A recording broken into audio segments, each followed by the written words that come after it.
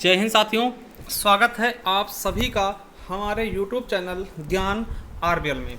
साथियों, आपको पता है कि आपके फॉरेस्ट गार्ड यानी वन रक्षक के एग्ज़ाम 21 अगस्त को लगे हुए हैं। बहुत ही कम समय बचा है और आपको करना क्या है कि भैया आपको मॉक टेस्ट देने हैं, ठीक है। जिसके लिए हम साथियों लेकर आए हैं हिंदी, क्योंकि हिंदी का एक अलग ही रोल है।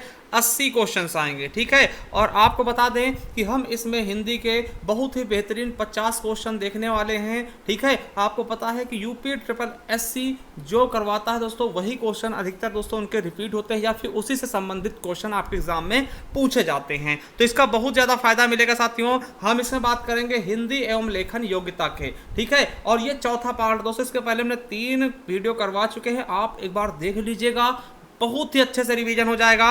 और मैं एक चीज़ आपको बता दूं कि देखिए, अगर हमने साथियों आपके लिए एक ये बनाया है प्लेलिस्ट, आपको पता होगा, आप हमारे डिस्क्रिप्शन में जाएंगे या फिर दोस्तों नीचे आपको लिंक मिल जाएगा या सीधा प्लेलिस्ट में जाएंगे ना, वहाँ मिल जाएगा यूपी ट्रिपल एससी वन अच्छा क्विक रिवीजन। यहाँ पर साथियों हमने छोटी छोटी वीडियो लगाई हैं ट्रिक के माध्यम से, या फिर दोस्तों करंट अफेयर होगा, उत्तर प्रदेश स्पेशल होगा, यहाँ जाकर के आप बहुत अच्छे से पढ़ सकते हैं, जो कि आपके परीक्षा के लिए रामबाण साबित होगा। एक बार इसको देख लीजिएगा। इसके अलावा साथियों अगर आपको हिंदी में किसी भी टॉपिक में कोई दिक्कत है, किसी भी टॉपिक में, तो आप जाइएगा। ये देखिए, हमने आप लोगों के लिए हमने पढ़ाया संपूर्ण हिंदी दोस्तों, आपके यूपी ट्रिपल एससी वीडियो और पेट के लिए, वीडियो और दोस्तों वन रक्षक के लिए। तो इसमें आप जाएंगे, यहाँ हमने पत्र लेखन भी पूरा पढ़ा है दोस्तों। आप एक बार देखिए जाके, पत्र लेखन बहुत अच्छे से आपको समझ में आ जाएगा। तो जा करके पत्र लेखन का रिवीजन मार दीजिएगा। और अगर हिंदी के किसी टॉपिक में आपको प्रॉब्लम है, देखिए पूरा आप नहीं देखेंगे क्योंकि समय बहुत कम है, ठीक है। अगर किसी टॉपिक में आपको प्रॉब्लम है तो आप उस टॉपिक का रिवीजन बहुत अच्छे से कर सकते हैं, जिससे आपका हिंदी दोस्तों 80 क्वेश्चन आपके इसमें से कम दोस्तों 70 के आसपास आप ला सकें, ठीक है। इसके अलावा आपको बता दें कि यूपी स्पेशल भी हमने पूरा पढ़ा दिया, उसे भी आप जाकर के इस तरह प्लेलिस्ट मिल जाएगी, वहां जाकर के पढ़ सकते हैं। चलिए शुरू करते हैं दोस्तों।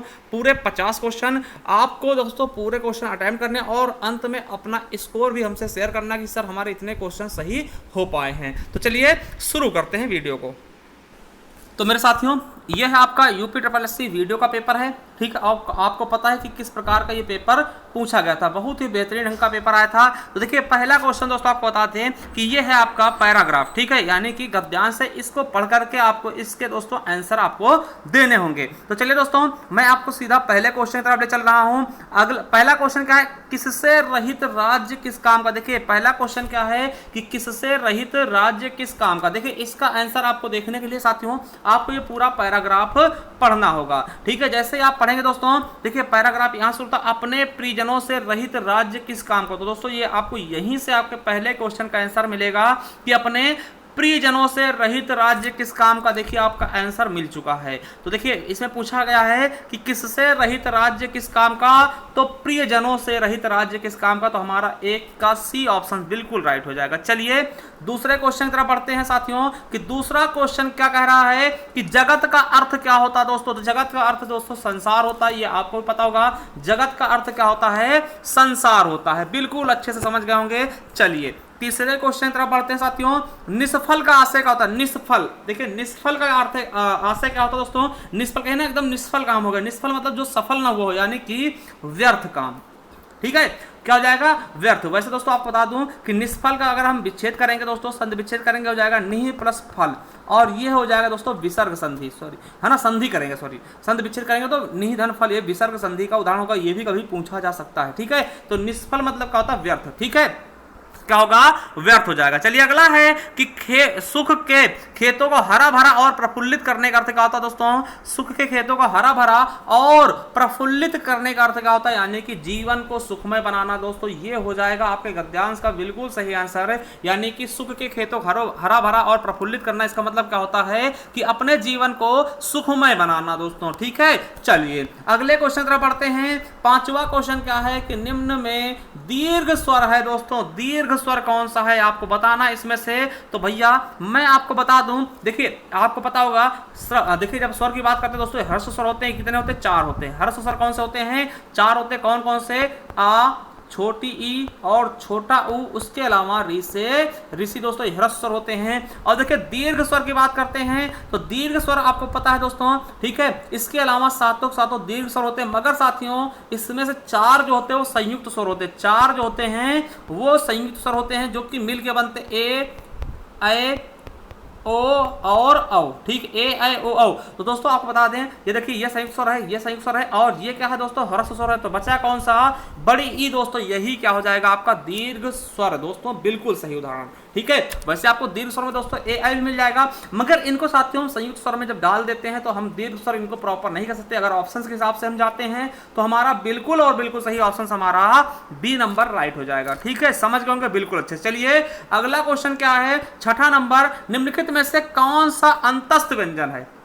दोस्तों यहां पर आपसे क्वेश्चन किया है कि अंतस्थ व्यंजन कौन है, तो आपको पता होगा अंतस्थ व्यंजनों की संख्या 4 होती है। कौन कौन से होते हैं, या, रा, ला, वा, या, रा, ला और साथियों वा, ठीक है, या, रा, ला, वा। तो दोस्तों इसमें से कौन सा मिल गया, तो हमें वा मिल गया, ठीक है, वा मिल गया। तो ये साथियों को क्या होगा, अंतस्थ व्यंजन। वहीं आपको मैं बता दूं कि या और वा को हम अर्धस्वर कहते हैं, क्या बोलते हैं इनको, या और वा को हम अर्धस्वर भी कहते हैं, ठीक है। इसके अलावा दोस्तों रा को हम क्या बोलते हैं, तो रा को दोस्तों हम क्या बोलते हैं, लुंठित बोलते हैं, क्या बोलते हैं, लुंठित बोलते हैं। और ला को हम पार्श्विक व्यंजन भी कहते हैं। ये चीज भी आपको बिल्कुल अच्छे से याद रख लेना, पार्श्विक कहते हैं, ठीक है, कभी भी क्वेश्चन पूछा जा सकता। तो अंतस्थ व्यंजन कितने, 4 होते हैं। आपसे पूछेगा दोस्तों उष्म या संघर्षी व्यंजन, तो उष्म या संघर्षी व्यंजन भी दोस्तों 4 ही होते हैं। उसमें कौन से आते हैं, तो सा, शा और खा दोस्तों, ये चीज, ये चारों आ जाएंगे उष्म या संघर्षी व्यंजन, जिसमें दोस्तों ये सा उष्म या संघर्षी व्यंजन हो जाएगा। तो हमारा बिल्कुल सही पूछा गया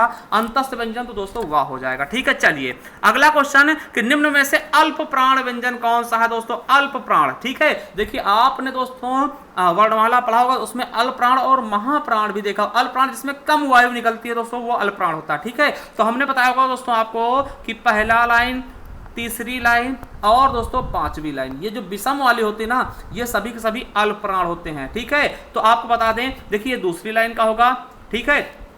ये दोस्तों आपका गा जो है ना, गा तीसरी लाइन का, यही हमारा क्या हो जाएगा, अल्प प्राण व्यंजन हो जाएगा, क्या हो जाएगा, अल्प प्राण। बाकी ये सब दोस्तों महाप्राण है, सभी क्या है, महाप्राण है दोस्तों, ठीक है। देखिए अल्प प्राण और महाप्राण ऐसे भी आते हैं, देखिए खा को क्या लिखेंगे, के एच ए, खा लिखेंगे ना इंग्लिश में। गा को जी ए लिख लेते हैं, घा को जी एच ए लिख लेते हैं, और ठा को टी एच ए। देखिए जिनमें 3 अक्षर से बनते हैं ना अंग्रेजी वाले वर्ण, वो दोस्तों हमेशा महाप्राण होंगे। देखिए महा में 3 अक्षर आएंगे, ठीक है। और अल्प प्राण में हमेशा 2 ही वर्ण में बन जाता है, 2 ही या 1 में, ठीक है। तो जी ए से गा यानी 2 में बन गए, यही मतलब कि अल्प प्राण हो जाएगा। इस तरह से भी याद कर सकते हैं। चलिए 8वां क्वेश्चन क्या है कि निम्नलिखित में से घोष वर्ण कौन सा है। देखिए घोष और देखिए अघोष और सघोष यानी घोष, घोष को ही सघोष बोलते हैं, ठीक है। तो आपको बताना है कि इसमें से घोष, घोष क्या होता है, जिसमें कंपन होता है दोस्तों, क्या होता है, कंपन होता। तो आपको बता दें दोस्तों कि देखिए पहले वाले अघोष होते हैं। देखिए पहली लाइन देखिए का, चा, टा, ये क्या है दोस्तों, ये तीनों अघोष वर्ण है, क्या है,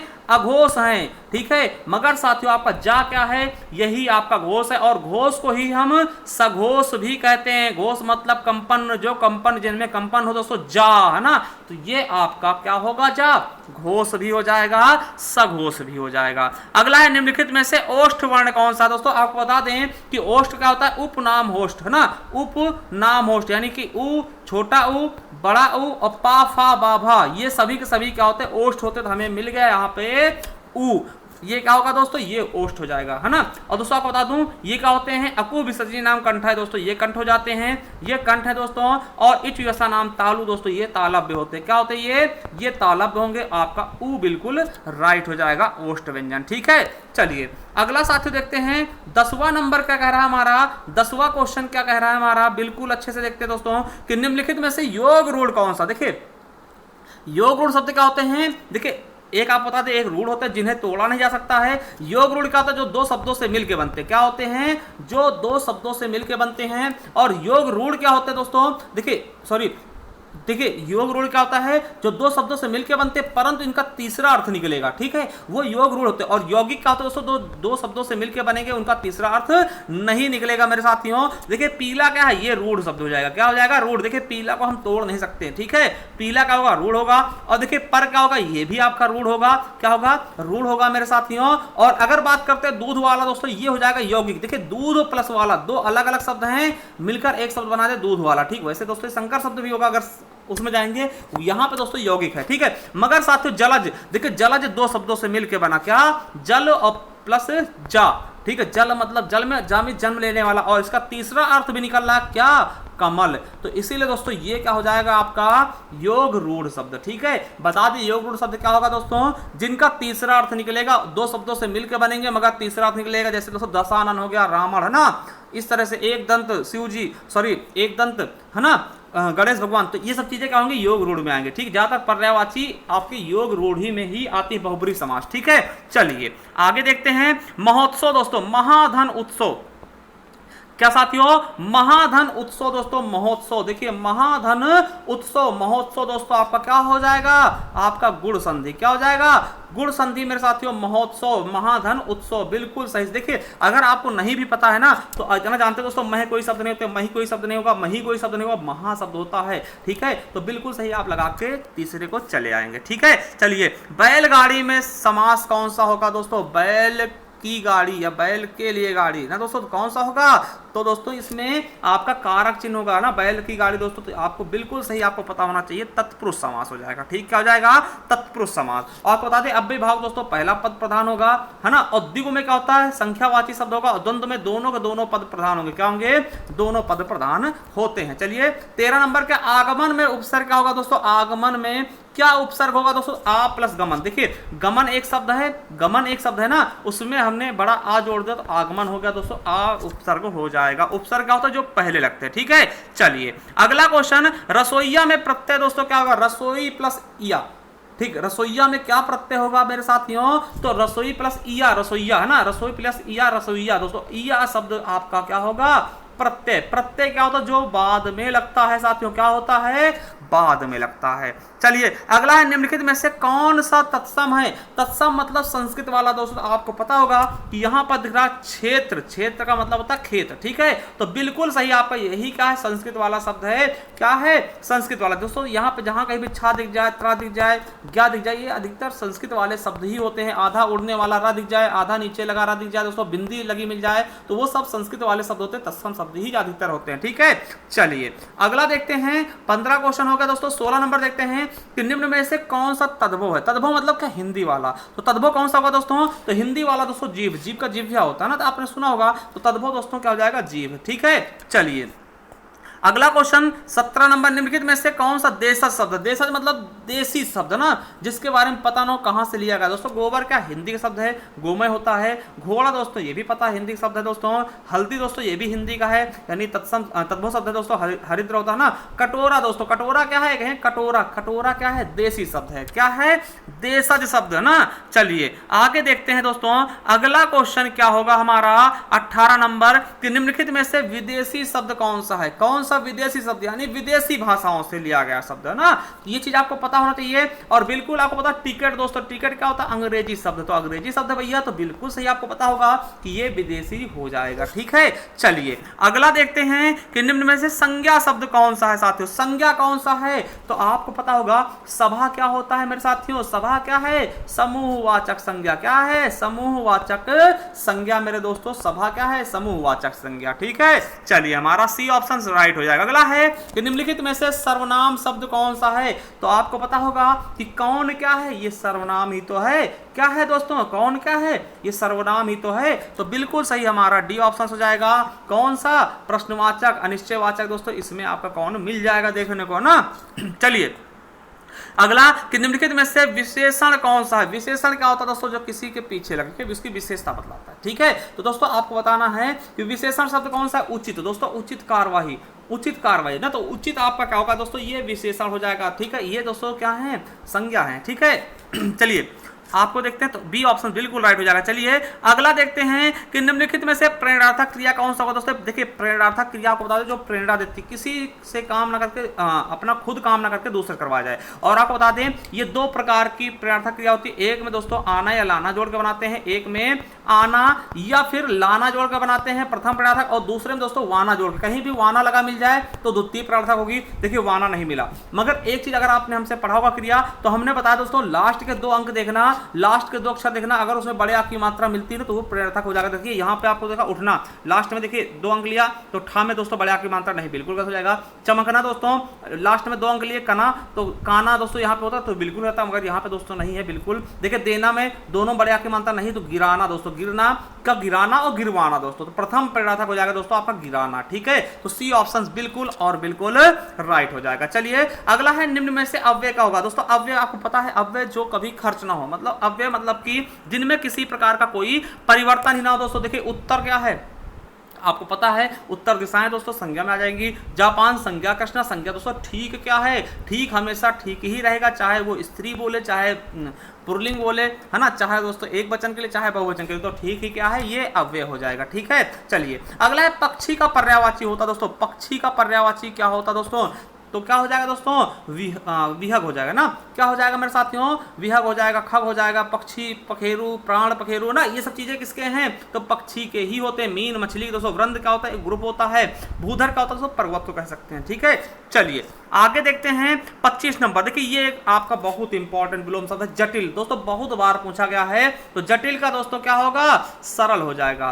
क्या हो जाएगा दोस्तों, जटिल का दोस्तों सटीक विलोम क्या होगा, सरल हो जाएगा, ठीक है। चलिए अगला देखते हैं कि नेक्स्ट हमारा क्वेश्चन क्या है। अगला क्वेश्चन क्या है साथियों, कि जो देने योग्य हो दोस्तों, जो देने योग्य होगा वो क्या होगा, तो भैया आपको बिल्कुल अच्छे से पता होगा, उसे दे बोल देंगे। देखिए जो गाने योग्य हो गे हो जाएगा, और जो पीने योग्य हो दोस्तों पे हो जाएगा, ठीक है। तो आपका बिल्कुल सही हो जाएगा, बी ऑप्शन से एकदम राइट। चलिए दिन और दिन का सही शब्द क्या होता है, देखिए दिन मतलब क्या होता है, दिवस, और दिन मतलब कहे ना बहुत गरीब दुखिया इंसान, तो दोस्तों गरीब हो जाएगा। तो दिन और दिन का अर्थ हो जाएगा दिवस और गरीब। तो दिन मतलब दोस्तों दिवस को बोलते हैं, और दिन मतलब होता है गरीब दुखिया ना। तो चलिए हमारा ए ऑप्शन तो भैया बिल्कुल और बिल्कुल राइट हो जाएगा। चलिए अगले क्वेश्चन तरफ बढ़ते हैं। तो अगला है कि निम्न में से कौन सा अनेकार्थक शब्द है। देखिए अनेकार्थक जिसके अनेक अर्थ निकले। देखिए साहस मतलब साहस ही होता है, बहादुरी वाला।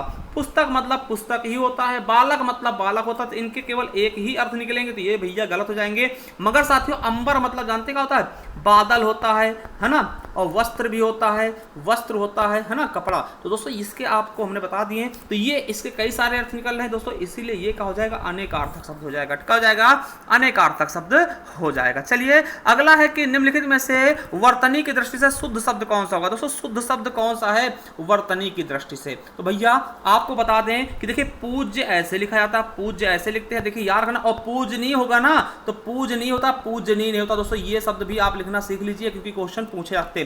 परीक्षण दोस्तों आपको पता बड़ी इधर से पाई लगेगी। प्राण नहीं प्राण होता दोस्तों, तो परीक्षा हमारा बिल्कुल सही हो जाएगा, डी ऑप्शन। चलिए आगे देखते 30 नंबर क्वेश्चन क्या है कि निम्न में से वर्तनी की दृष्टि से अशुद्ध शब्द कौन सा। भैया कौन सा अशुद्ध यानी कि गलत है। देखिए प्रादेशिक बिल्कुल सही, माधुर्य बिल्कुल सही, व्याप्त बिल्कुल सही। देखो प्रामाणिक तो प्रामाणिक होता है, क्या होता है, प्रामाणिक शब्द होता है, क्या होता है, प्रामाणिक होता है। तो दोस्तों बिल्कुल गलत हो जाएगा हमारा डी ऑप्शन। चलिए अगला है कि निम्न में से अधिकरण कारक का परस्पर क्या होता है दोस्तों। अधिकरण कारक का चिन्ह क्या होगा, अधिकरण में पर। क्या होता है साथियों, अधिकरण में पर दोस्तों। तो पर मिल गया है, तो यही हमारा बिल्कुल सही हो जाएगा। देखिए कर्ता ने हो जाएगा, कर्म को हो जाएगा, करण से हो जाएगा, ठीक है। तो आपका बिल्कुल सही ए ऑप्शन से राइट हो जाएगा। चलिए आगे देखते हैं निम्न में से पुल्लिंग शब्द कौन सा। दोस्तों देखिए इसको आप बोल के देखें, किसी सेंटेंस में फिट करके। क्षमा की जाती है दोस्तों, स्त्रीलिंग हो गया। घटना घटती है, क्षेत्र होता है ना, मेरा क्षेत्र है, ठीक है। तो यही दोस्तों आपका पुल्लिंग हो जाएगा। रीति होती है ना, रीति रिवाज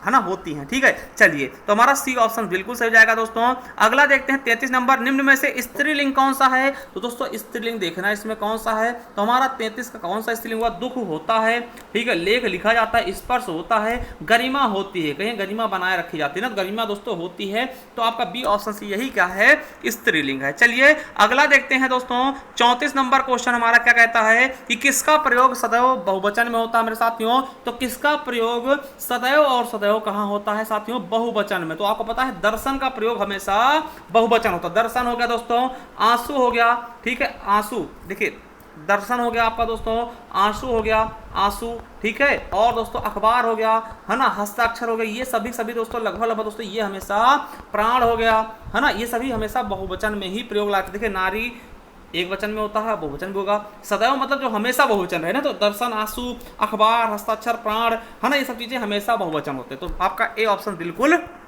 राइट हो जाएगा। अगला निम्नलिखित में से भूतकाल का उदाहरण कौन सा। भूतकाल देखिए जो बीत चुका हो, ठीक है, बीत चुका हो दोस्तों। ठीक है, तो चलिए मैं जाता हूं दोस्तों, ये तो आपको पता वर्तमान काल का है और सामान्य वर्तमान काल हो जाएगा। ठीक है, वह आ रहा है दोस्तों, तो ये भी दोस्तों आपका भूतकाल नहीं है। ठीक है, वह पढ़ेगा दोस्तों, भविष्य काल में चला जाएगा। ठीक है, मगर दोस्तों राम घर गया था, क्या राम घर गया था दोस्तों, तो ये पूर्ण भूतकाल हो जाएगा दोस्तों। आपका 35 का बिल्कुल सही आपका बी ऑप्शन से राइट हो जाएगा। चलिए अगला है कि निम्न में भाववाच्य संख्या। भाववाच्य क्या होगा दोस्तों, आपको हमने बताया था कि भाववाच्य का पहला दोस्तों आपको बता दें कि उसमें नहीं लगा होता है, अधिकतर दोस्तों नहीं लगा होगा, और क्रिया क्या होगी, एक वचन और दोस्तों पुल्लिंग होगी। तो दोस्तों मोहन से बैठा नहीं जाता, यही आपका भाववाच्य हो जाएगा। ठीक है, अब देखिए मोहन पुस्तक पढ़ता है, देखिए इसमें करता है, और दोस्तों ये क्या हो जाएगा, कृत्यवाच्य। क्या हो जाएगा दोस्तों, ये कृत्यवाच्य हो जाएगा। श्याम पत्र लिखता है दोस्तों, ये भी कृत्यवाच्य हो जाएगा।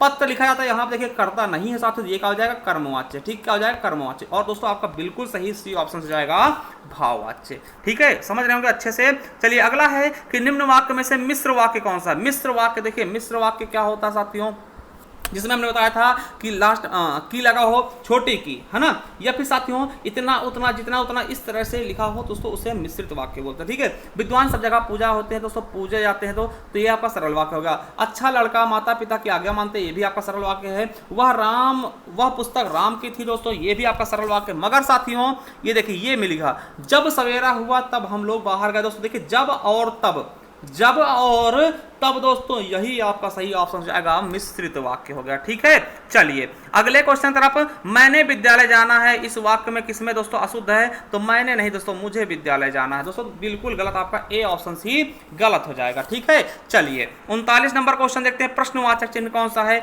एकदम आसान है, कोई बता देगा दोस्तों, ये प्रश्नवाचक है। ठीक है, तो बी ऑप्शन बिल्कुल राइट। देखिए ये एक आपका क्या है, ये पूर्ण विराम है, क्या है, ये पूर्ण विराम है। ये दोस्तों विस्मयादि बोधक का चिन्ह है, क्या है, विस्मयादि बोधक का चिन्ह है। ठीक है, और दोस्तों अगर बात करते हैं इसकी, तो ये दोस्तों अर्ध विराम है, क्या है, अर्ध विराम है। देखिए एक होता है दोस्तों, इसे अल्प विराम बोलते हैं, इसे अल्प विराम बोल देते हैं, इसको याद रखेंगे। एक दोस्तों ऐसे जो होता है अनुपात की तरह, इसे हम दोस्तों क्या बोलते हैं, अनुपात दोस्तों। ठीक, इसे बोलते हैं उप विराम या फिर अपूर्ण विराम, तो इसे भी याद रख लेंगे, ये भी क्वेश्चन पूछा गया। ठीक है, कोई सा भी चिन्ह पूछ ले। चलिए अगला है आसमान फट जाना। कहते हैं आसमान फट गया, मतलब कि देखिए आसमान कोई बता के थोड़ी फटता, अचानक फटता, तो अचानक आफत आना, आसमान फटने मतलब अचानक आफत आना। ठीक है, अगला है स्वावलंबी होना, इसका मतलब क्या होता है, अपने पैरों पर खड़ा होना। क्या दोस्तों, स्वावलंबी होना, तो दोस्तों अपने पैरों पे खड़ा होना, यानी कि पैरों पर खड़ा होना, यही आपका बिल्कुल सही हो जाएगा दोस्तों। ठीक है, तो आपका 41 का बिल्कुल सही ऑप्शन कौन सा हो जाएगा, तो सी ऑप्शन बिल्कुल सही। देखिए पौबारा होना मतलब लाभ ही लाभ होना, है ना, पानी फेर देना दोस्तों, मतलब कि किया क्या, मतलब कि काम को बिगाड़ देना। ठीक है ना, फूंक फूंक कर पैर रखना, मतलब तो दूध जला माठा फूंक फूंक पीता ना, कहते हैं मतलब कि एकदम होशियारी से काम करना। ठीक है, तो हमारा सी ऑप्शन बिल्कुल राइट हो जाएगा। चलिए 42 नंबर क्वेश्चन की तरफ बढ़ते हैं दोस्तों। 42 का कहता है लाभ ही लाभ होना, इसका मतलब आप जानते हैं, 42 एक 43 देख ले, पहले 42 देख लेते ना। बोए पेड़ बबूल का, अमुआ कहाँ से, मतलब दोस्तों जैसा करोगे ना वैसा ही फल मिलेगा। आप बबूल का पेड़ बो के दोस्तों आप सोचो आम मिलेगा, तो कहाँ से मिलेगा, बिल्कुल नहीं मिलेगा दोस्तों, कांटे ही मिलेंगे। ठीक है, तो मतलब कि जैसा कर्म करोगे वैसा ही फल मिलेगा। साथियों इसका अर्थ होता है बोए पेड़ बबूल के, तो अमवा कहाँ से हुए। चलिए अगला है लाभ ही लाभ होना, इसका मतलब जानते कहते हैं आजकल तो आपकी 5 उंगली घी में भैया, मतलब कि लाभ ही लाभ आप कमा रहे हैं, तो ए ऑप्शन बिल्कुल सही, 5 उंगलियां घी में। अगला है कि मूल पाठ का व्याख्या के साथ अनुवाद कहलाता है दोस्तों। अगर हम मूल पाठ का व्याख्या के साथ दोस्तों अनुवाद कर रहे हैं, तो आपका वो कैसा अनुवाद कहलाएगा मेरे साथियों, तो व्याख्यानुवाद कहलाएगा। क्या कहलाएगा दोस्तों, व्याख्यानुवाद। देखिए व्याख्या के साथ कर रहे हैं तो व्याख्यानुवाद कहलाएगा। ठीक है, चलिए अगला है ब्रज हिंदी की किस उपभाषा के अंतर्गत आती। साथियों आपको पता होगा कि ब्रज दोस्तों पश्चिमी हिंदी के अंतर्गत आती। कौन कौन सी आती हैं, आपको पता होगा ब्रज भाषा हो गया, और दोस्तों खड़ी बोली हो गई, खड़ी बोली के साथ में दोस्तों आपकी कन्नौजी हो गई साथियों, कन्नौजी के साथ में दोस्तों हरियाणवी हो गई दोस्तों, कौन सी, हरियाणवी हो गई, हरियाणवी के साथ दोस्तों बुंदेली हो गई। तो दोस्तों ये सभी किसमें आते हैं दोस्तों, आपके पश्चिमी हिंदी दोस्तों। आपको पूर्वी हिंदी दोस्तों एबीसी हमने बताया था, रट लेना, एबीसी अवधी बघेली छत्तीसगढ़ी। पहाड़ी हिंदी दोस्तों कुमायूनी गढ़वाली हो गया, राजस्थानी दोस्तों जयपुरी मेवाती मारवाड़ी मालवी, है ना, ये चीजें हमने बहुत अच्छे बताया दोस्तों। तो बिल्कुल सही ब्रज किसमें आएगा, तो पश्चिमी हिंदी के अंतर्गत आता है, सौरसेनी अपभ्रंश। ठीक है, चलिए अगले दोस्तों क्वेश्चन की तरफ बढ़े। तो अमेंडमेंट का क्या सही अर्थ क्या होगा, देखिए अमेंडमेंट का सटीक हिंदी क्या होगा, तो आपको पता होगा कि अमेंडमेंट कर दो, यानी क्या कर दो दोस्तों, संशोधन कर दो। क्या कर दो, संशोधन, अमेंडमेंट किया जाएगा मतलब संशोधन किया जाएगा, बिल में अमेंडमेंट होगा ना। सूर सागर की रचयिता कौन है दोस्तों, देखिए एकदम सरल भी है और इंपॉर्टेंट भी है ना। तो सूरसागर किससे हैं, तो सूरदास जी के। तुलसी का आपको पता होगा सबसे इंपॉर्टेंट रामचरितमानस।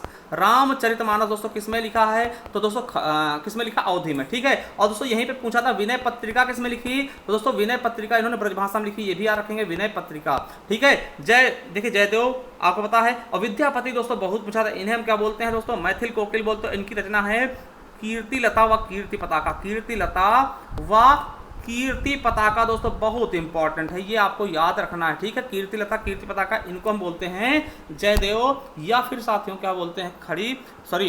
इनको क्या बोलते हैं? मैथिल कोकिल बोलते हैं। तो हमारा सही ऑप्शन क्या होगा?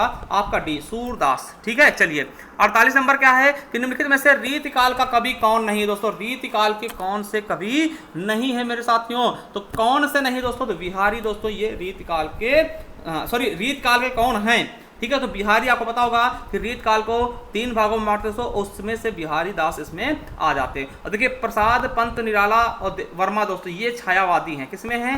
ये छायावादी कवि थे ना, तो थोड़ा सा समझिएगा। तो बिहारी दोस्तों रीतकाल के कवि हैं, ठीक है। चलिए अगला है उसने कहा दोस्तों, बहुत इंपॉर्टेंट है दोस्तों, किसकी? चंद्रधर शर्मा गुलेरी जी की है, उसने कहा था। और दोस्तों ये फ्लैशबैक पे आधारित प्रथम उपन्यास है, ठीक है। फ्लैशबैक पे आधारित दोस्तों ये कहानी है, क्या है? फ्लैशबैक, है ना। किसी चीज को दोस्तों याद करते हुए लिखा गया दोस्तों, फ्लैशबैक पे आधारित पहली कहानी है, उसने कहा था। किसकी है? तो चंद्रधर शर्मा गुलेरी की। किसकी? चंद्रधर शर्मा गुलेरी। और दोस्तों गुलेरी ने ही, है ना, पुरानी अपभ्रंश को दोस्तों हिंदी बोला था ना, अपभ्रंश को हिंदी बोला था, ठीक है। चलिए अगला देखते हैं 50वां क्वेश्चन और अंतिम क्वेश्चन आज का। क्या है? उर्वशी किसका काव्य है दोस्तों? तो इसका आप कमेंट बॉक्स में कमेंट बताएंगे, ठीक है। उर्वशी किसकी रचना है? ठीक है, उर्वशी किसकी रचना है? आपको यहाँ पे बता दूं महादेवी वर्मा की यामा भी है, इसको भी याद रख लेंगे, ठीक है। तो उर्वशी किसकी रचना है आपको बताना है। और कितने क्वेश्चन आपके 50 में से दोस्तों सही हुए वो भी बताइएगा। और एक बार आपसे कहेंगे जो क्विक रिवीजन वाली सीरीज दोस्तों उसको आप देख लीजिएगा, उसमें आपको बहुत कुछ मिल जाएगा समझने के लिए, ठीक है। थैंक यू, धन्यवाद। मिलते हैं किसी नेक्स्ट वीडियो, तब तक के लिए जय हिंद, जय भारत, वंदे मातरम। Thank you, love you all.